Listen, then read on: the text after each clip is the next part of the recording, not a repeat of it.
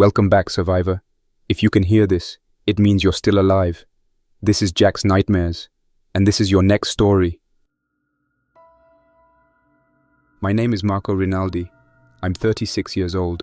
I used to work at a cafe in Rome, a small one tucked between souvenir shops and the ministry buildings near Via della Scrofa. I wasn't a soldier, a survivalist, or anyone important.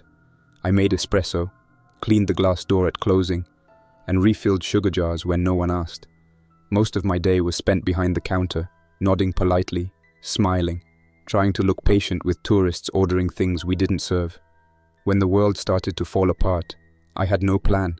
I didn't even own a car.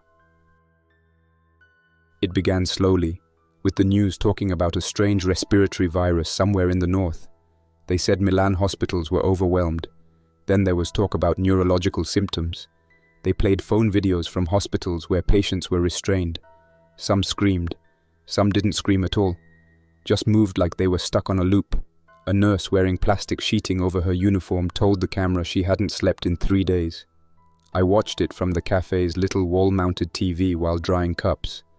That's the last time I remember thinking anything would stay normal. Rome changed fast after that. The government closed schools and told everyone to stay home, but the metro kept running, and the buses were still full. I remember seeing people wear masks without knowing if they helped. Then came the panic. Pharmacies emptied out. Supermarkets had lines stretching into the street. A woman shouted at a cashier in the shop across from the cafe because there was no paracetamol left. One man pulled a knife at the butcher's over the last chicken. My girlfriend Lara left on the second night of the real panic. She had an aunt near Turney who kept chickens and had her own well. I told her I'd come after my shift. She didn't believe me, but she kissed me anyway and walked out with a single backpack. I never saw her again. I called her twice. Then her phone just rang and rang. I didn't try again after the third day. That same day, sirens ran almost non-stop through Monteverde. I lived in a rental flat not far from Piazza San Cosimato. That night, helicopters passed low and slow across the rooftops, heading northwest. I thought they were military at first, but they didn't come back. I stayed up in the dark with the balcony door locked and didn't sleep. When I looked outside in the morning, the street was empty. 2 buses stood parked without drivers, one still running. The cafe stayed open for one more day. I served coffee to 3 customers. The owner didn't come in. I turned the sign to Chiuso after hearing shouting outside and stayed behind the counter with the lights off. Someone hit the glass once, hard, and kept moving. I cleaned up a broken cup and waited until sundown before locking up. I left the keys on the register. I didn't go back. On the walk home, I saw 5 people. 2 were running. One was trying to start a scooter that had already been knocked over. One man sat in the street and cried. Another walked in a daze with blood on his clothes and didn't respond when I called to him. I turned and walked the long way home. I didn't take the tram. I packed what I could. Cans, a rain jacket, phone charger, some cash, and a claw hammer I had in a drawer. A man from the 3rd floor, Andrea, an accountant, knocked on my door the next morning. He said the highways were blocked and the police weren't answering. He knew a man with a sailboat at Ostia. He said the sea might be safer. I didn't argue. I had no better idea. We left that night. The man he knew was named Salvatore, but he was already gone. He had left the key in a flower pot outside his ground floor flat. Andrea knew where to look. We took the train from Trastevere to Lido Centro. No conductor, no police, no one checked anything. The station was lit, but no one stood on the platforms. It was cold. I remember hearing dogs bark in the distance. The marina was gated, but the lock had been broken. Inside, 2 infected were dragging themselves between the docks. They didn't speak or groan. They didn't look human anymore, but they were slow. Andrea swung a broom handle at one, and it barely noticed. I grabbed the hammer and hit one in the jaw as it reached for me. The blow crushed the side of its face and it fell. It didn't cry out. It just stopped moving. The second one slammed into a piling and kept pushing until we shoved it back and climbed over the railing. We found the boat. It wasn't big, maybe 22 feet, fiberglass hull, no cabin, just a small storage compartment under the bench. Andrea said Salvatore used to take it fishing. We pushed off without checking the fuel tank or gear. I didn't know how to do anything. Andrea steered. I bailed water with an old cup. We drifted into open water by dawn, heading away from the coast without direction. We didn't last long together. Andrea panicked every time the radio picked up static. He thought everything was a sign of infection. By the third day, he was convinced we had to go back inland and find his wife. I told him I couldn't help him with that. He waited until I was asleep and took the emergency dinghy, leaving me a note that just said, "Sorry." The small boat we'd taken from the marina had a soft-bottom emergency dinghy strapped across the bow when we launched. I hadn't noticed it at first. It was half deflated, tied down with sun-faded straps. Andrea pointed it out when we were already a few miles offshore, but we both dismissed it. No paddles, no motor. Just something you'd inflate in a panic and hope you could drift in. He must have spent the afternoon pumping it up with the foot pump from under the bench while I tried to get the outboard running. I didn't hear him working, didn't hear anything. I was alone. The wind was weak, and the little outboard ran only for half an hour before dying. I drifted, followed shorelines from a distance, and avoided harbors. I saw fires in Livorno, and black smoke columns near Civitavecchia. I ate beans and dry pasta soaked in seawater, and spat most of it back up. I collected rain when I could. I didn't fish. I didn't know how. I made it to Giglio Island once. The shore was rocky, and I anchored in a narrow inlet. I went inland for 3 hours. The town was abandoned. I found 1 bottle of water and a rusted diving knife. I heard movement in a small grocery and didn't stay long. I never went ashore again. Then I saw something on the horizon west of Elba. It looked like a building floating on the water. I got closer and saw it was a Megayacht. White hull, glass panels, at least 3 levels above the deck. It didn't move much, just drifted slow and steady.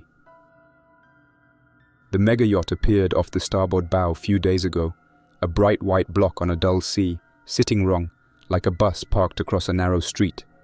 I kept my distance and watched through old binoculars. By late afternoon I saw a line of lights along the main deck and an open shade on the upper deck, and for a moment I thought I saw a person behind the glass. I did not go near it. I kept a mile off and drifted with it through the night. The next morning the lights were on again for an hour, and then they went dark. The third night there were no lights and no sound. On the 4th morning, which is today, I could not pretend I had time to wait for a better sign. I ate the last half of a stale cracker and made my decision. I have a life jacket that smells like old rubber, a headlamp with 1 bright setting and 1 red setting, a small claw hammer, a long kitchen knife with a cracked handle, a roll of tape, a few zip ties, a cheap radio that still turns on and finds static, a small bottle of alcohol gel I ration like medicine, and a coil of thin rope. I also have a cheap whistle, a lighter, a roll of thin cord, and a photograph of my mother that I do not look at often because it makes my judgment soft. I check everything twice, then a 3rd time for the knife and the whistle. I drop the dinghy into the water and tie a line from my stern to the yacht's stern so I can pull myself back if I fall or panic. The sea this morning is flat, with small swells that rock but do not punish. I time my approach and bump the rubber tube against the yacht's stern platform. I do not like how big the steel grid feels under my feet through that rubber. It does not move. I feel small and exposed. I climb the fixed ladder on the starboard side and keep my weight close. I do not look down. The beach club is open. A teak table sits with cushions scattered on the floor. A folded towel is on a chair, as if someone put it there and stepped away for a phone call. I listen. The only sound is the slow push of water and a deep hum far inside the hull. Air on my skin is cool. That means some air handler still runs. I do not know for how long. I do not know how to keep it running. I will not touch anything that can blow gas or put fire into a closed space. I wedge the beach club door with a rubber chock so it cannot lock behind me. I loop a bright ribbon on the handrail at the ladder to mark my exit in panic light. I breathe through my mouth and taste metal and something sweet and wrong under the cool air. I do not name it. I move. The tender garage opens into a wide space with benches and tools. 2 jet skis sit tied down, glossy and silent. A rack holds wetsuits. A wall holds paddles and a long aluminium boat hook. I take the boat hook and the thickest wetsuit glove and pull them on. I check under the jet skis with a hand mirror I find in a toolbox.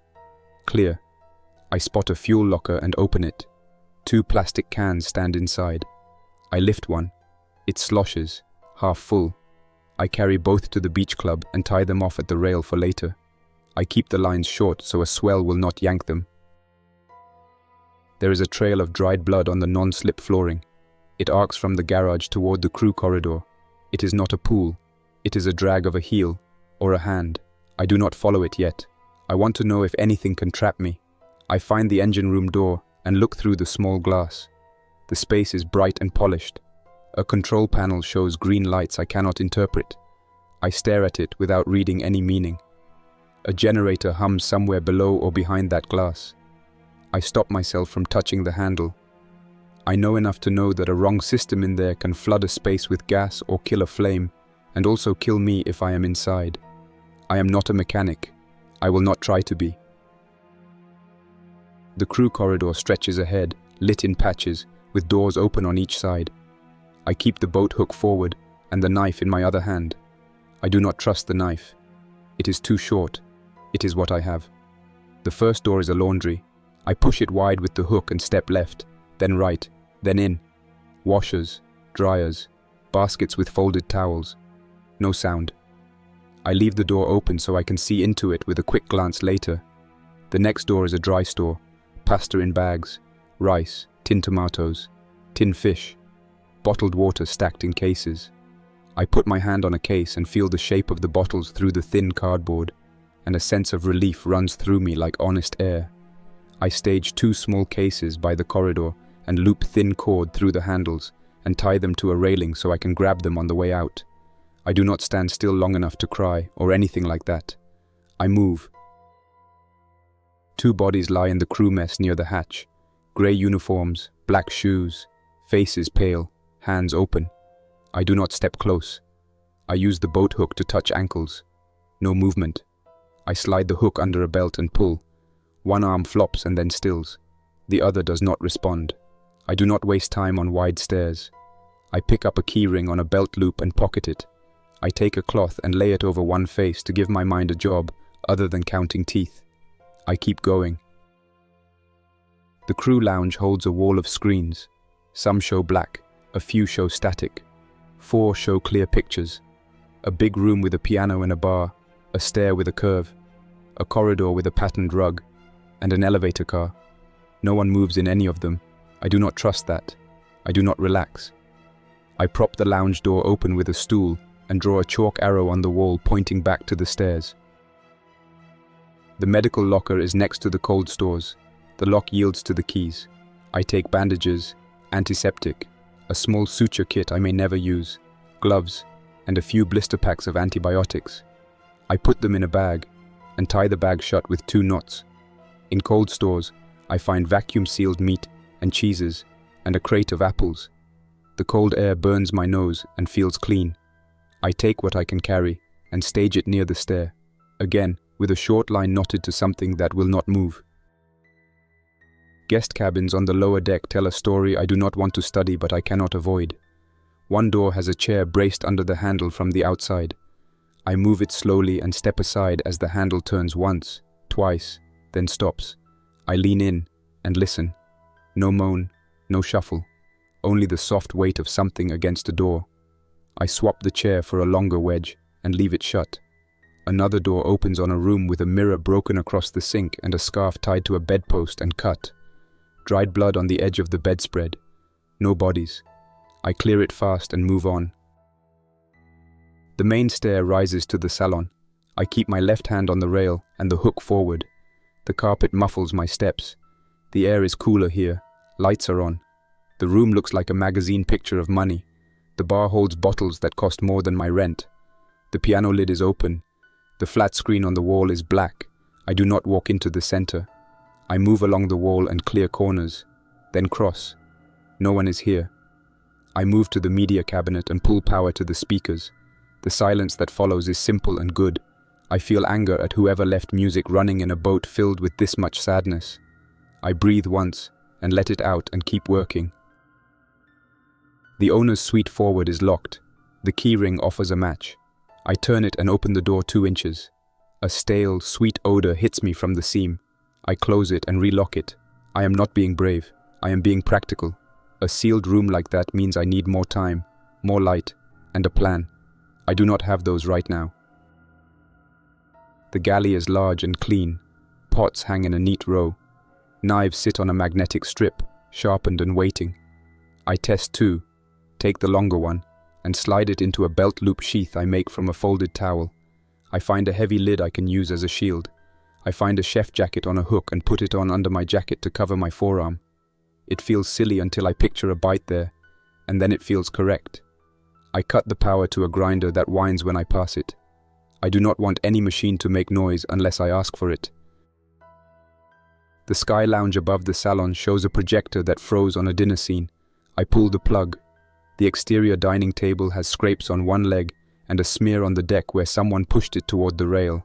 I glance at the life raft cradles. Both are empty. The covers lie open, straps cut. Some people left in panic, not procedure. I move to the bridge. The panels are on. I see screens full of numbers and dials I do not understand. I do not touch any of it. A notebook sits on the console with neat handwriting. I skim the last page. It says that guests were moved to rafts, that the captain intended to hold the yacht on drift until a tender came back, and then ink smears across the lines. No dates, no names. I put it back where I found it. I'm about to leave the bridge when a soft chime sounds from an equipment closet near the pantry. A light flashes, and a hidden amplifier sends a short burst of piano out to the salon before power dies. That 2 seconds is enough to wake the boat. I hear a thump in the main stair, then a glass door stutter in its track. I freeze and listen. More steps. Not heavy, not fast, but purposeful. I do not stand in the open. I hold the sky lounge door and set my feet to force a choke point. 3 infected come into view on the stairs. One wears a white dinner jacket that is brown at the cuffs. One is barefoot and moves on stiff toes. One holds a scrap of cloth in a hand like a habit it cannot break. I do not talk to them. I do not wait for them to come up into open space. I let the first reach for the door frame, slam the lid into the face and pin it, then hook behind the ankle and pull forward. The body falls. I step and swing the long knife down. Once, twice.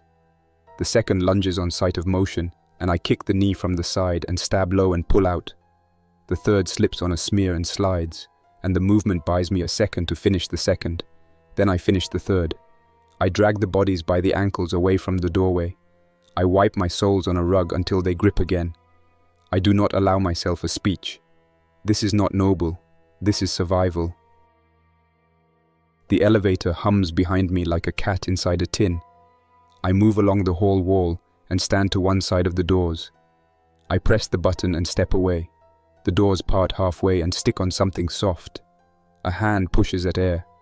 I pin the doors with the lid, hook the ankle, pull hard, and cut. I pull the breaker at the service panel, jam the doors open with the boat hook so the car cannot trap me later, and mark the switch with tape. I do not want this machine to decide anything for me. I go back through the salon and into the theater. The smell is sweat and plastic and a sweet note that says, medicine spilled and then dried. Folding chairs sit in a row on the stage with belts on the arms.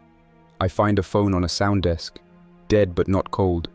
I press the button and the screen shows a slice of video. Crew members strapping a man to a chair while a woman in a dress watches and presses her hands together until the skin goes white. Another slice shows a guard lifting a belt like a leash. I turn it off and slide it into a drawer. I do not want those pictures in my head. I spend the next hour doing small, boring work that helps when everything goes wrong. I wedge doors open that I want open, and I tie off doors I want shut. I move a rug from the stair landing to the side so my feet do not slide on blood. I carry 2 more cases of water to the stern and tie them to the rail. I make a small pile of tins near the beach club and cover them with a towel to hide the shine. I cut the power to any machine that makes a stray noise. I keep my ears open for that slow scrape that says a hand on a door and not a wave. When I check the owner's suite again, I do not open it. I write a note on thick paper from the bridge drawer and tape it to the mirror panel. Alive or undead unknown. Do not open without a plan. My hand shakes. I press the tape hard and step back and look at it and feel stupid, and then feel better. The note is for me more than anyone else. I need rules. I need lines I will not cross when I am tired, and want to do something heroic to impress a version of myself that does not exist. I return to the beach club and lower the staged bags and water into the dinghy. I look under the grid with the mirror and see only water and reflection.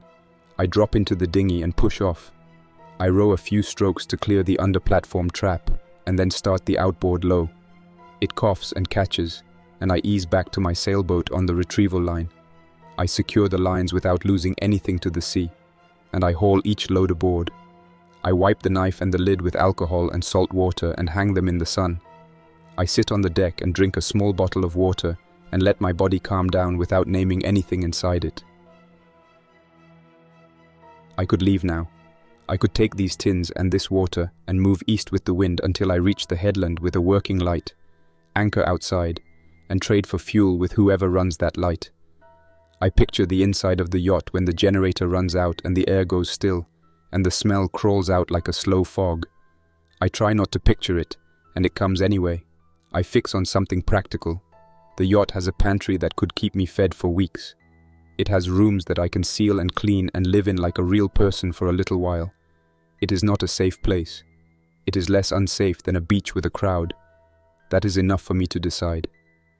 I am going back to secure a cabin and make a base. I can move between my little boat and the big boat as needed. I can sleep without my knees against my chest for one night. I need that. I make a list with a stub of pencil, things to carry on board and leave there. Bedding, water, food for 2 days, a spare headlamp, candles, a lighter, a bucket with a lid, a dry bag for the knife and the lid, a change of clothes, a book I have read too many times and still cannot finish because it makes me think of Lara, things to keep on my boat, the radio, the photograph, a stash of tins, tools, all the fuel, the fishing line and hooks. I add one more line in block letters. Never sleep here without marking the exit. The second boarding is easier. The ladder feels like an old friend with a crooked smile. The beach club smells the same. The hum from deep in the boat is steady.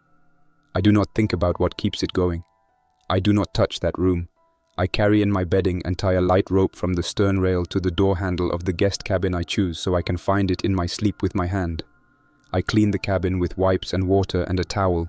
I strip the bed and put fresh sheets on it. I close the head drain with tape because I do not trust any trap to block smell. I move a chair to the door to wedge it at night. I wedge the corridor door too. I check ventilation with a strip of tissue held near a vent. It pulls in and flutters. Good. I cut a slice of cheese and eat it with a stale cracker and feel something that is not joy and not sadness, but relief at a normal movement like holding a slice of cheese and eating it. I drink water slowly and plan the next round. I want to secure a route from this cabin to the beach club that I can defend and clear at night in a blackout. I run a mini drill. I turn off the cabin light and walk the corridor with the headlamp on red to keep glare low. I count steps to the stair. I count the steps to the curve. I count the steps to the garage door.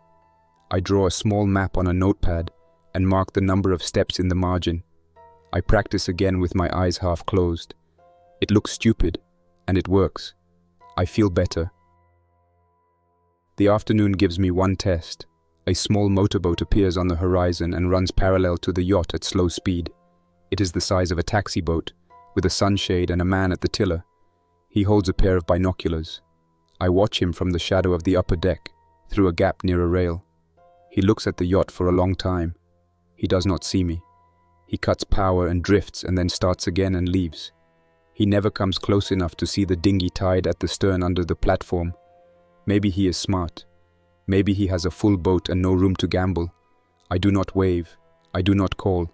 I stay small and quiet and still until he is gone. At sunset, I light one candle in the cabin and watch the flame steady. I eat a small bowl of pasta with oil and salt and a handful of olives I found in a jar. I do not pray or toast or talk. I set the candle in a deep saucer and move it to the floor near the bed where it will not fall. I hang a bell I found in a drawer on the inside of the door with a cord, low enough that I will bump it with my shin if I open it. I test it.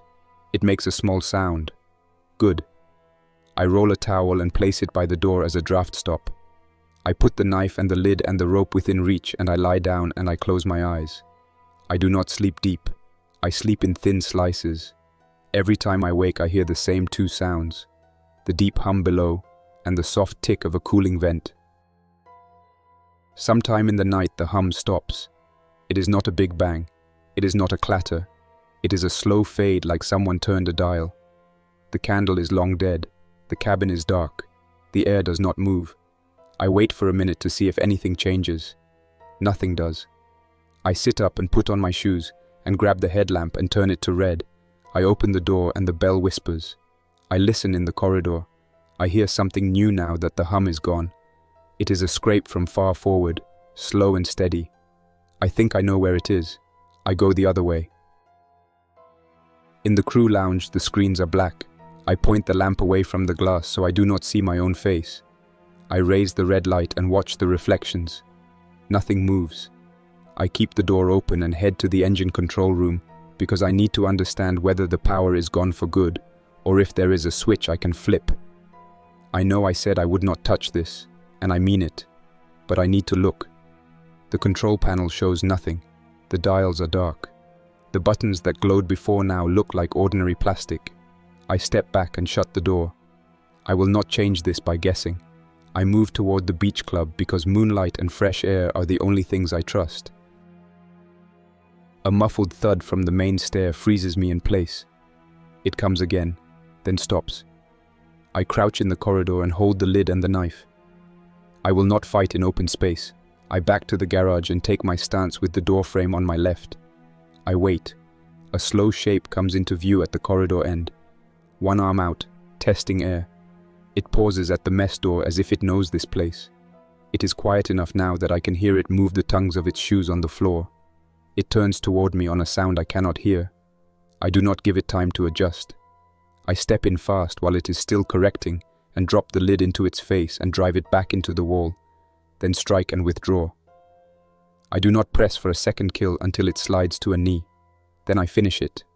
I drag the body by the feet into the laundry and close the door. I breathe through my nose and keep moving. I open the beach club door to the night and let cool air hit my face. The sea is black but friendly in a simple way, a flat plain with occasional small runs of ripples. My dinghy rocks at the stern line. I sit on the platform grate and look up at the stars, like I used to do as a child when my father took me camping near Lake Bracciano. I do not remember the stories he told. I remember how different air felt when we were away from cars.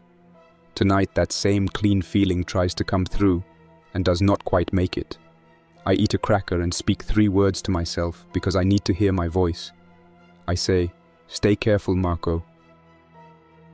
Morning comes slow after a night of short sleeps and checks. The yacht is fully quiet now. No hum. No hiss of any fan. The air is stuffy but not foul. I prioritize water, light and waste. I rig a bucket with a tight lid and line it with heavy bags. I set up a wash bowl in the galley with a small amount of bottled water and a drop of soap and another bowl for rinse. I leave the windows shut and use a hand towel to wipe my face and neck.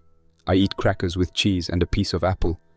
I plan a run to the upper deck to move chairs into a windbreak and set a small line with hooks for drying cloth. Simple tasks push back panic.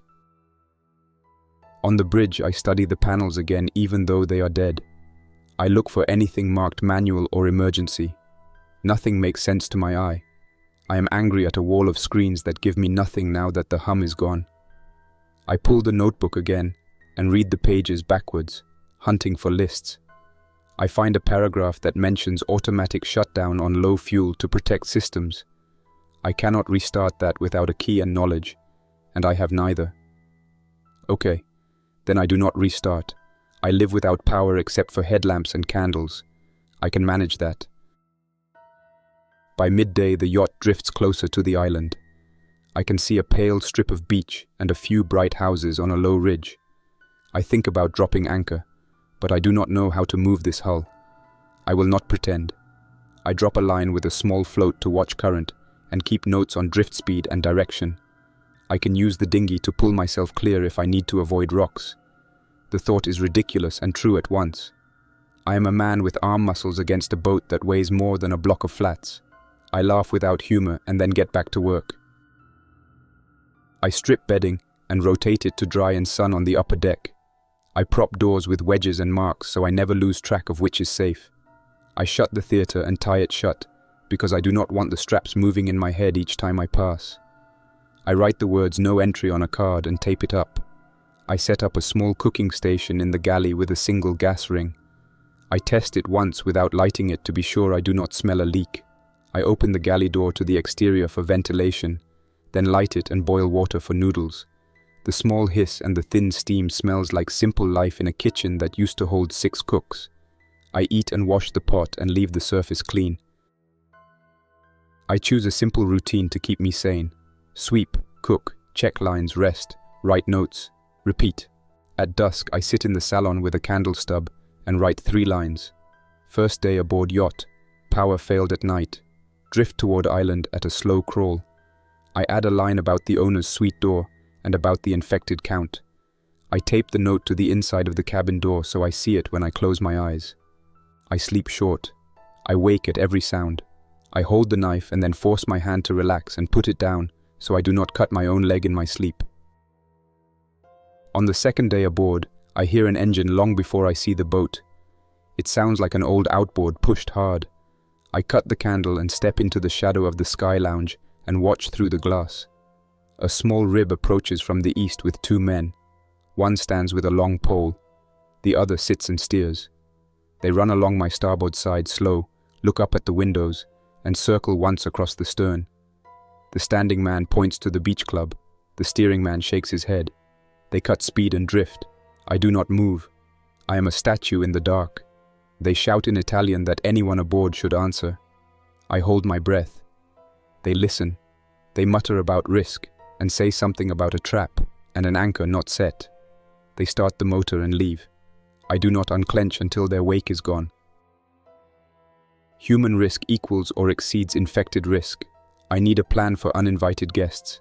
I cannot fight 2 men at once if they are healthy and mean. I can make boarding hard and loud. I take a coil of thin line and a handful of small stainless cups, and I tie the cups along the line and hang it from 3 points near the main boarding ladder, so cups will clatter if someone lifts it. I wedge the beach club door hard. I run a second line low across the platform tied to 2 cleats so someone steps into it at ankle height, and I tape a strip of foam over it to make it look like part of the platform edge.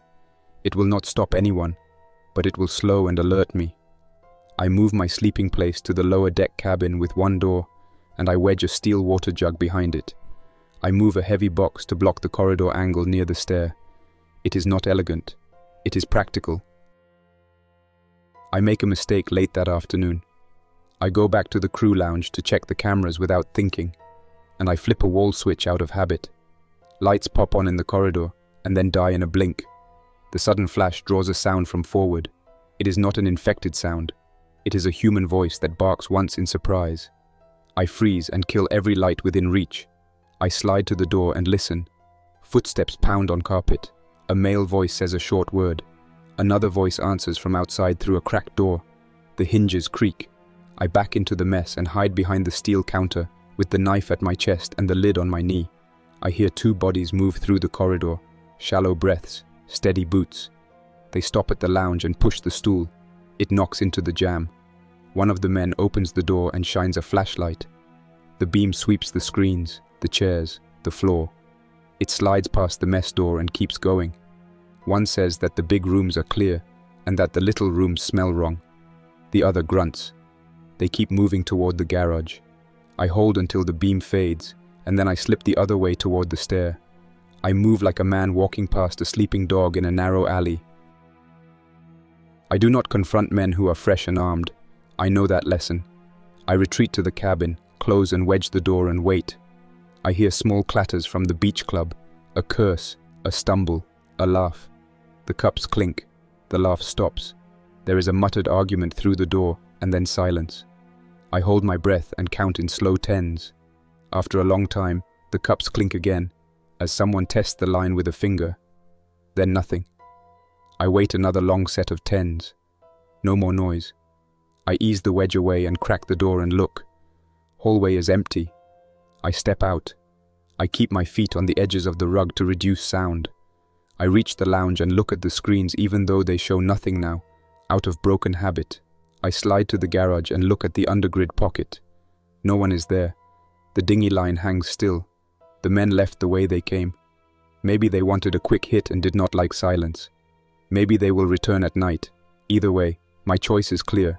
I need a better deterrent. I spend the next hour on a simple alarm.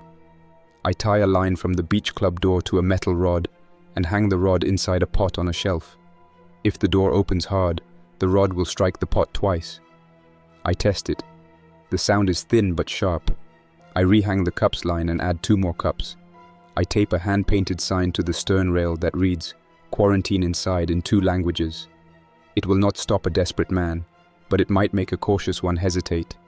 I keep the knife near and the lid closer. That night, the mirror door scrapes again. I lie on my bunk and stare at the seam of my cabin door and think about the other door forward. Someone put his or her hands on that mirror and pushed. The sound is not the scratch of nails. It is a slow palm push in steady pulses. It is the sound of someone who once had a schedule and a staff, now reduced to a motion he or she cannot break. I do not go. I will not open it. I repeat that sentence out loud and hear the way my voice flattens. I sleep in small slices and wake each time my ear tries to invent footsteps in the corridor. On the 3rd day aboard, rain starts in the morning. A small squall rolls out of the northwest and taps on the deck with a steady rhythm. I run to the upper deck with a tarp and a pair of buckets and set a simple rain catch with the tarp tied to a rail and slope to feed into the buckets. The first liters hit plastic and sound clean and perfect. I cap the buckets and carry them below and fill bottles. I set the catch again and repeat. For a few hours I am not a man fighting infected or men with poles. I am a man catching water and smiling at it. The small victory lifts me enough to think straight about the next task. Food that is not crackers and tinned tuna. The galley hides many options. I do not take anything that will rot without refrigeration except what I can eat fast. I work through dry goods first. I organize tins by content and date stamp. I take a bag of rice and a bag of lentils and write down how much I used. The act of writing steadies me. I find a small locker labeled spices and take a pinch of salt and a pinch of dried herbs and put them back. The smell wakes a part of my brain I neglected since I left the cafe. I cook a small pot of rice with a handful of lentils and a few olives. I eat slowly and feel warm and full for the first time in weeks. In the afternoon, a piece of debris hits the hull with a dull bump. I go to the rail and look down. It is a broken paddle, painted blue. I fish it with the boat hook and pull it up. I set it near the stern door without thinking. An hour later, the cups clink. I freeze. Slow steps on the platform. A voice whispers in a language I do not know. I hear a wet cough. I move to the hull window and peer through the edge of the shade. 2 figures stand on the platform. Both are soaked. Both stare at the beach club door. One holds a small child in his arms. The child is limp and silent. The man with the child looks at the other man and shakes his head.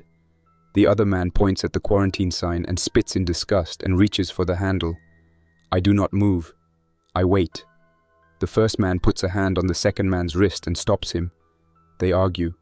The child does not move. The first man backs away with the child and the second man follows, angry but obedient. They climb back into a low boat I did not see at first because it sits flush with the platform edge. They drift away. I stand still and listen to the sound of the boat fade. I feel empty and angry at the world and angry at the sign and angry at myself. I do not change the sign. That night I sleep on my sailboat instead of the yacht. I do it to reset my head. I anchor the dinghy to the stern and keep the line to the yacht tide. I lie under a thin blanket and stare at the mast and count stars, and think about Lara, and about my mother, and about a girl at the cafe who used to order the same almond pastry every Friday. I try to remember if I ever asked her name. Probably not. I was a careful sort of man. Careful does not always mean good.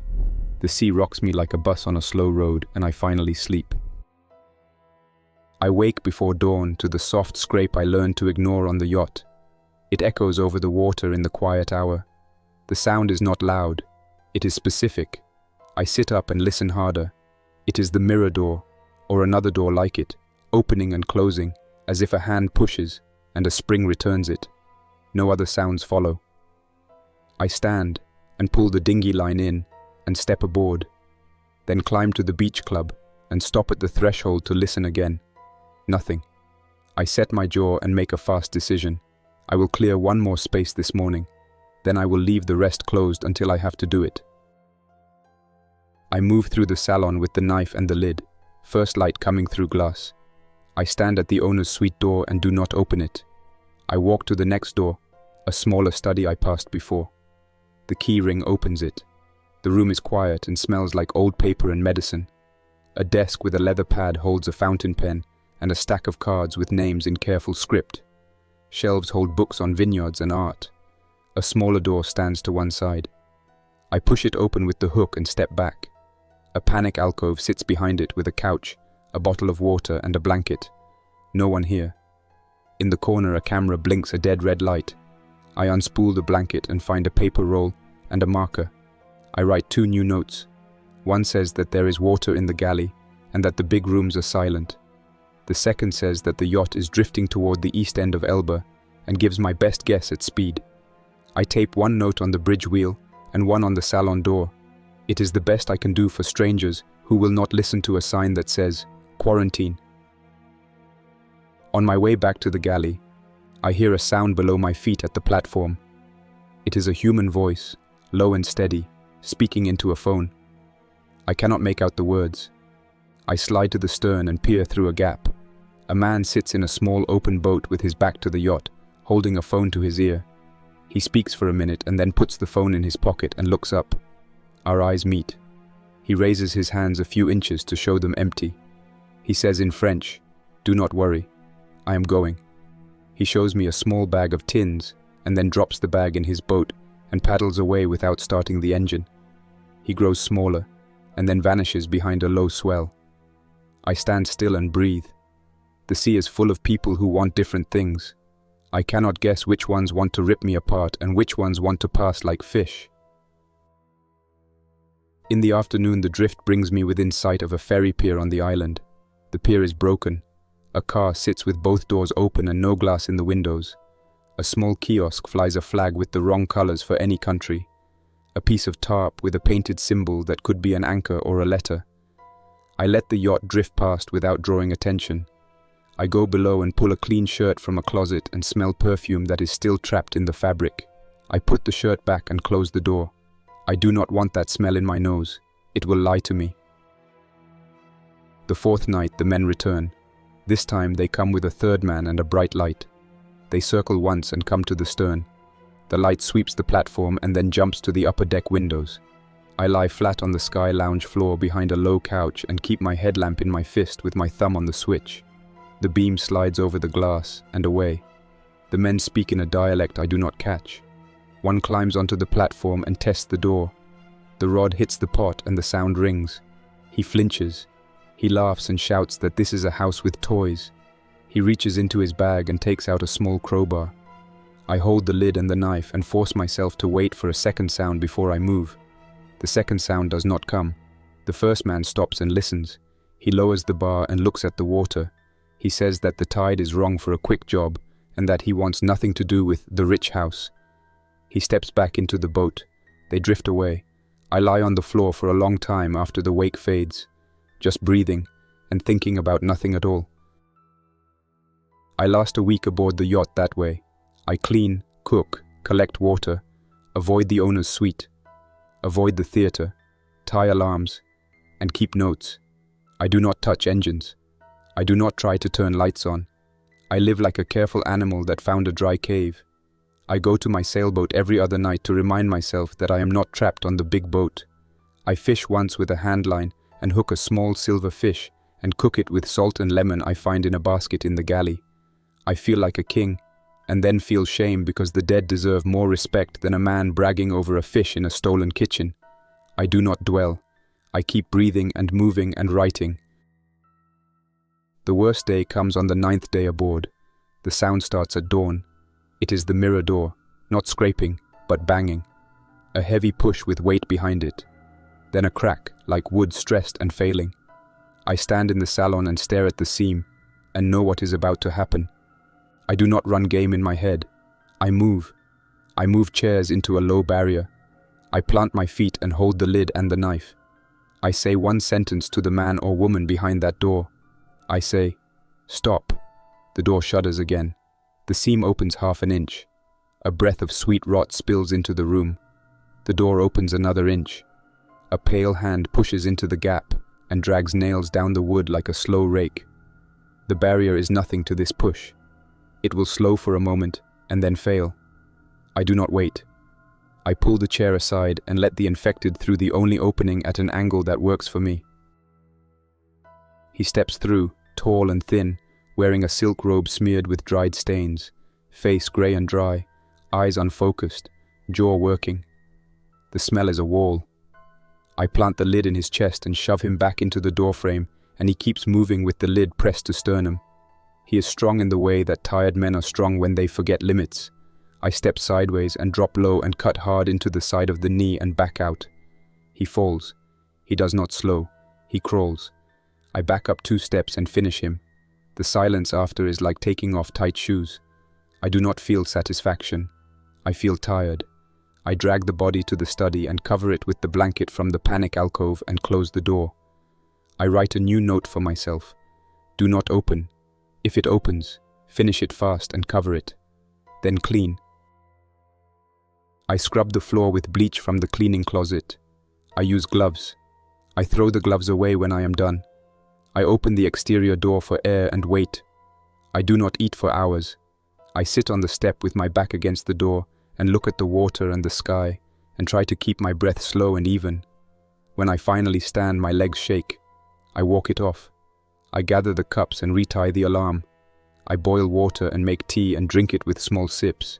I sleep that night on my small boat with the knife on my chest because I do not trust the quiet. On the 10th day, I decide to leave the area. The yacht drifts near a place with too many boats and too many hungry men with loud outboards and tools. I do not know how to anchor the yacht. I do not know how to steer it. I will not learn in a panic. I move back into my sailboat and lash the dinghy at 2 points. I take tins and water down to the cabin. I take the knives, and the lid, and the cookpot, and the rain-catch tarp. I leave the note on the salon door and the note on the bridge wheel. I close the doors I can close and tie shut the doors I cannot trust. I stand on the beach club one more time and look into the mirror of the owner's suite and see my own face pale under dirt and beard, and I nod to him like I recognize him, and then I climb down and push off. I set a small triangle of sail and let the wind carry me east. The yacht shrinks behind me and disappears in haze. I feel both lighter and smaller. I run along the coast at a respectful distance and stay clear of harbors with smoke or flags. On the 2nd day, I anchor outside a rocky point with a ruined watchtower. A boy on a board paddles near with a fishing net tied to his waist. I wave, and he waves, and keeps distance. He asks in rough Italian if I have water to trade. I give him a bottle and he gives me 2 small flatfish and says if I come back next week I should whistle twice and he will bring more. I say yes. He paddles away. He does not ask my name. I do not offer it. At dusk, I sit in the cockpit and talk to myself in a low voice so the sound feels normal. I speak my name and age and city again. I say the names of my mother and Lara and Luca and tell the water I am sorry I could not do more for any of them. I say the names of the places I passed and the shape of the yacht and the feeling of the lid under my hand. I say that I am going to keep moving until I find a place where someone still keeps a radio schedule and a few rules. I say I will not open doors just because I hate the sound of them. Then I stop talking, and eat fish and bread, and lie on my back and look at the stars, and try not to see the mirror panel. Morning brings a small swell and a thin wind. I make coffee with instant powder I found in a forgotten locker. The first sip tastes like a past life. I catch myself smiling and it feels strange on my face. I cut it short and get to work. I check the lines. I check the anchor. I check the sky. I look at the shore with the glasses and mark 2 chimneys with white smoke that looks like cooking, not a house burning. I set a course and follow it. I keep the sail trimmed and my thinking simple. If I see trouble, I hide. If I see a chance to trade, I try. If I hear a voice that tells me to tie up close, I do not do it.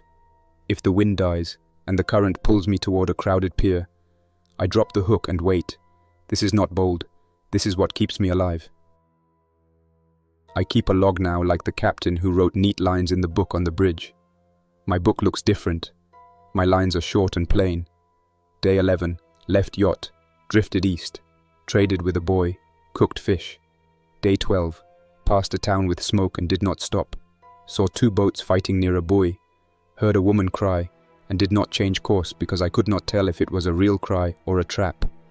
Day 13, slept badly, dreamed of the mirror door, woke at dawn and ate bread and watched 2 gulls fight over a wrapper. Writing these lines keeps my hands honest. It also keeps me from turning into the sort of man who survives without record. The world ashore is broken in different ways in different towns. In one place, I see a schoolyard with a tent and a line, and a man in a bright vest with a clipboard who tries to wave a group into order. The line dissolves when a truck backfires, and 3 infected shuffle in from a side street, and men with sticks run to meet them. The group breaks and runs.